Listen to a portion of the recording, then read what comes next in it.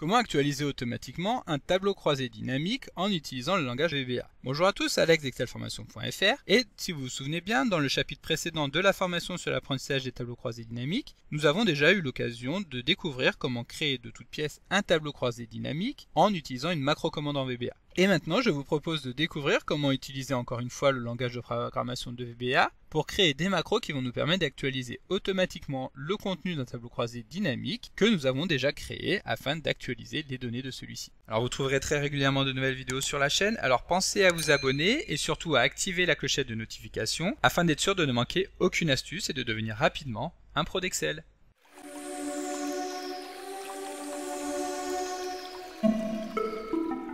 Avant d'entrer dans le vif du sujet, sachez que la vidéo que vous apprêtez à découvrir est directement extraite du livre Les tableaux croisés dynamiques, c'est facile, que vous pourrez commander sur le blog excelformation.fr en suivant le lien que vous trouverez dans la description de la vidéo. Ce livre reprend toutes les notions fondamentales qui vous permettront de maîtriser l'utilisation des tableaux croisés dynamiques dans Excel, et vous y retrouverez également de nombreux fichiers Excel qui vous permettront de suivre l'ensemble des thèmes abordés dans le livre, ainsi qu'une fiche de synthèse qui reprend les éléments essentiels du tableau croisé dynamique. Alors si vous voulez soutenir le site et la chaîne YouTube, et qu'en plus vous voulez apprendre à maîtriser les tableaux croisés dynamiques, n'hésitez surtout pas à commander votre exemplaire du livre. Alors pour parvenir à automatiser l'actualisation du tableau croisé dynamique, nous allons devoir faire intervenir deux notions avancées de la programmation en VBA, mais pas de panique, pour que le chapitre soit accessible à tout le monde, nous allons bien entendu revenir sur chacune de ces notions dans le détail. Et tout d'abord, nous allons voir la manipulation de l'objet PivotTable qui permet de créer et de manipuler un tableau croisé dynamique en VBA, comme nous l'avons vu dans le dernier chapitre de cette formation dédiée à l'apprentissage des tableaux croisés dynamiques pour les débutants, que je vous invite bien entendu à aller consulter si ce n'est pas encore fait. Ensuite, nous verrons la notion d'événement qui permet de déclencher une action donnée lorsque quelque chose de particulier va se passer au sein du classeur Excel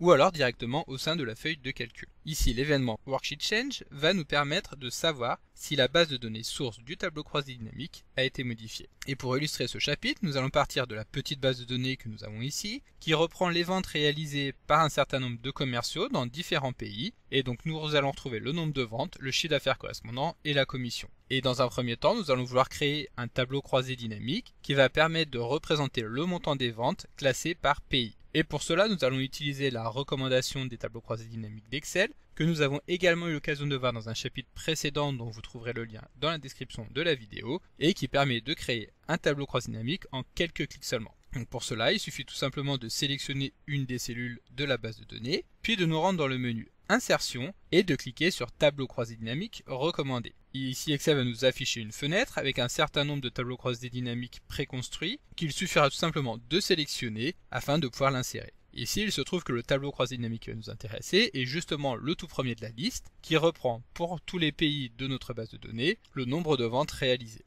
Donc lorsque nous l'avons sélectionné, nous appuyons sur OK et ainsi Excel va nous l'insérer directement dans une nouvelle feuille de calcul. Une fois que ce tableau croisé dynamique est créé, nous pouvons lui donner un nom, ce qui nous permettra ensuite de pouvoir le manipuler simplement. Pour pouvoir créer ce nom, il suffit de sélectionner une des cellules du tableau croisé dynamique, ce qui permet de faire apparaître dans le menu ruban l'onglet Analyse, et tout à gauche nous avons le nom du tableau croisé dynamique, qu'il va tout simplement nous suffire de saisir. Donc par exemple TCD vente, afin de restituer le nombre de ventes réalisées, et pour valider la modification du nom du tableau croisé dynamique, nous appuyons sur Entrée. Voilà, donc maintenant notre tableau croisé dynamique est créé, et nous allons voir dans un premier temps comment faire pour être notifié lorsqu'une modification de la base de données va être effectuée. Et comme nous venons de le voir, nous allons commencer par nous intéresser à la gestion des événements de VBA, sachant, nous l'avons vu très rapidement tout à l'heure, mais que pour faire simple, un événement en programmation permet de scruter tout ce qui va se passer dans le classeur ou la feuille de calcul, afin de pouvoir lancer automatiquement une série d'instructions VBA au moment voulu. L'événement doit être inséré dans le module à partir duquel nous souhaitons effectuer le contrôle, qui peut être donc évidemment soit le module de classeur, soit le module de feuille de calcul. Ici, étant donné que nous souhaitons observer les changements de valeur des cellules, nous allons avoir recours à l'événement WorksheetChange, qui est donc issu du module feuille de calcul, sachant qu'en anglais, feuille de calcul se dit worksheet. Alors pas de panique si cela vous paraît compliqué, nous allons maintenant voir pas à pas comment procéder, et vous verrez que finalement c'est quelque chose d'assez simple. Alors tout d'abord, pour créer notre événement, nous allons devoir lancer VBE, qui est l'éditeur de code VBA que nous allons trouver sur l'ensemble des applications de la suite Office et qui va nous permettre de venir coder nos macros. Pour le lancer, la méthode la plus simple consiste à appuyer sur la touche Alt et F11. Et donc une fois que VBE est lancé, nous pouvons voir ici dans l'explorateur de projet, le projet sur lequel nous sommes en train de travailler, qui est donc le classeur Excel. Dans celui-ci, nous allons retrouver trois choses. Tout d'abord, les deux feuilles de calcul que nous avons, donc la feuille de calcul excelformation.fr et la feuille de calcul dans laquelle se trouve la base de données. Puis nous avons l'autre feuille de calcul, qui est celle dans laquelle Excel a inséré le tableau croisé dynamique recommandé, donc juste avant. Et enfin, nous avons ici This Workbook, qui est le module dans lequel nous allons pouvoir insérer des événements qui vont être sur le classeur. Donc ici, étant donné que nous voulons insérer un événement qui va permettre de scruter la base de données, nous allons intervenir directement sur la feuille excelformation.fr en double-cliquant dessus. De cette manière, Excel nous insère ici un module sur la partie droite, sachant qu'un module est une sorte de feuille blanche dans laquelle nous allons venir saisir des lignes de code qui vont être liées directement à la feuille de calcul correspondante. Ensuite, pour insérer l'événement qui va nous permettre de contrôler les changements intervenant sur la feuille de calcul, nous pouvons utiliser les deux menus que nous avons ici. Donc tout d'abord en déroulant le premier menu, puis en sélectionnant Worksheet, c'est-à-dire feuille de calcul, ce qui va permettre de modifier le second menu afin de faire apparaître tous les événements que nous allons y retrouver. Ici, l'événement qui va nous intéresser est l'événement Change. Nous cliquons dessus et Excel nous a maintenant inséré ici au Worksheet Change. Donc ici nous avons le Selection Change qui ne va pas nous intéresser, que nous pouvons tout simplement supprimer. Nous revenons dans Workbook Change et pour pouvoir tester le fonctionnement de l'événement, nous pouvons dans un premier temps insérer un simple MSGBox qui va nous permettre d'afficher une notification à l'utilisateur pour l'informer qu'une des cellules de la feuille de calcul a été modifiée. Donc MSGBox, une cellule a été modifié. De cette manière, lorsque nous revenons dans notre feuille de calcul, donc bien entendu sur l'onglet excelformation.fr, si nous venons saisir une donnée dans une cellule et que nous validons, Excel nous affiche automatiquement un message pour nous informer qu'une cellule a été modifiée. En revanche, comme vous pouvez le constater ici, la cellule que nous venons de modifier n'appartient pas à la base de données. Pour éviter d'être inondé sous les notifications, nous allons vouloir limiter l'apparition du message uniquement lorsque la cellule modifiée appartient à la base de données qui va servir de source au tableau croisé dynamique. En sachant que cette base de données a été transformée dans Excel comme un tableau de données structuré, ce qui signifie que lorsque nous sélectionnons une des cellules de ce tableau, nous allons retrouver le menu création qui va être inséré dans le menu ruban, et ici nous allons retrouver un nom que nous allons donner à ce tableau qui va nous permettre de le manipuler directement à partir de VBA.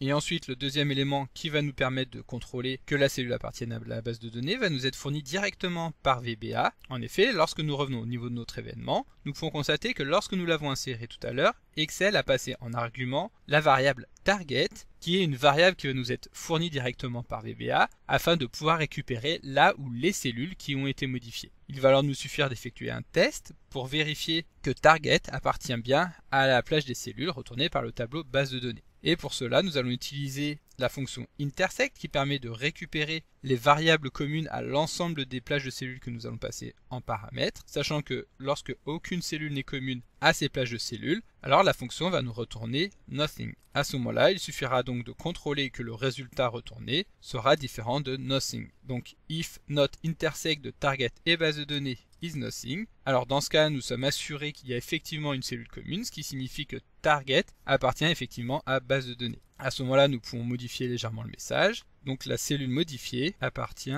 à la base de données. Nous fermons le if avec un if, et de cette manière, lorsque nous revenons dans la feuille de calcul, si nous modifions une cellule qui n'appartient pas directement à la base de données, alors Excel ne nous affiche aucune information. En revanche, si nous venons modifier par exemple ici le nombre de ventes en le passant à 1400, alors à ce moment-là, Excel va nous informer que la cellule modifiée appartient effectivement à la base de données. À partir de là, donc dans l'exploitation du document, nous allons savoir qu'à partir du moment où nous avons ce message affiché au moins une fois, alors cela signifie que nous devons nous rendre sur le tableau croisé dynamique créé ici par Excel, afin de l'actualiser donc en effectuant un clic droit. De cette manière, les données des ventes pour la France ont effectivement été modifiées. Alors par contre, comme vous pourrez rapidement le constater, lorsque nous effectuons beaucoup de modifications sur le tableau, forcément nous allons à chaque fois avoir ce message affiché, ce qui à l'usage ne sera pas forcément très pratique. Pour simplifier un petit peu l'utilisation du fichier, nous allons alors préférer afficher par exemple l'information dans une cellule, par exemple ici la cellule G6. Il suffit alors de modifier très légèrement le code que nous avons ici, en n'utilisant plus MSGBox comme nous l'avons fait dans cet exemple, mais en venant modifier directement la cellule G6 de la feuille donc, que nous retrouvons ici qui porte le nom de feuille 1, donc feuille 1.G6,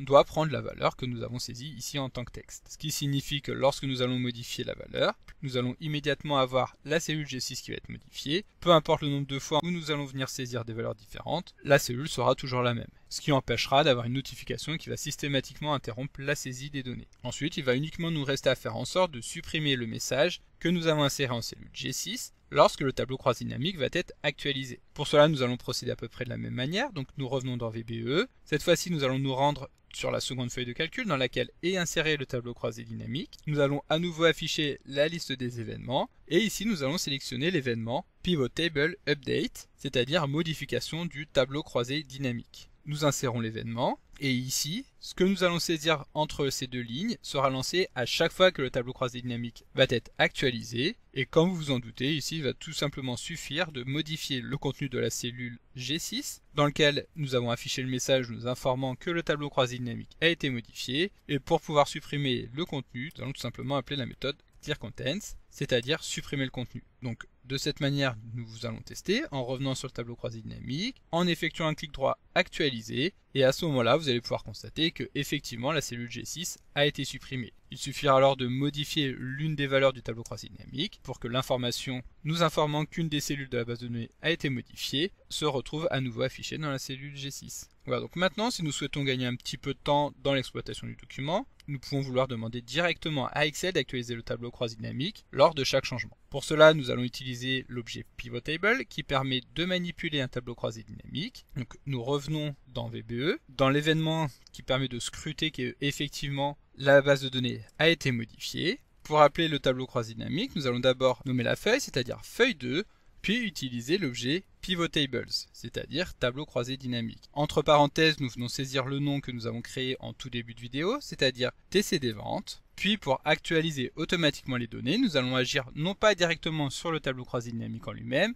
mais sur le cache qui permet de l'alimenter. Donc Pivot Cache. Et ensuite, nous allons rafraîchir ce cache grâce à la commande refresh. À ce moment-là, nous pouvons tester en revenant sur la feuille de calcul, en modifiant par exemple le montant des ventes réalisées par François en France, que nous allons passer à 11 400, et lorsque nous allons valider, automatiquement, les ventes vont être modifiées. Maintenant, si nous souhaitons économiser quelques ressources au niveau du poste de travail et éviter ainsi que le tableau croisé dynamique ne s'actualise trop souvent, nous pouvons également préférer ne mettre à jour le tableau croisé dynamique que lorsque nous allons afficher la feuille de calcul dans laquelle se trouve le tableau croisé dynamique. Pour cela, nous revenons une dernière fois dans VBA, nous nous rendons à nouveau dans la feuille 2, et ici nous allons appeler un nouvel événement qui est l'événement Activate, c'est-à-dire l'activation de la feuille de calcul. Donc cet événement se trouve tout en haut de la liste, nous allons l'activer en cliquant dessus, et ensuite il va nous rester tout simplement à utiliser la commande que nous avons vue juste avant, que nous pouvons d'ailleurs copier-coller pour gagner un petit peu de temps, c'est-à-dire cette ligne-là, dans laquelle nous rafraîchissons directement le cache du tableau croisé dynamique. Donc nous pourrons récupérer cette ligne directement en la sélectionnant, et nous allons la désactiver en la passant sous la forme d'un commentaire,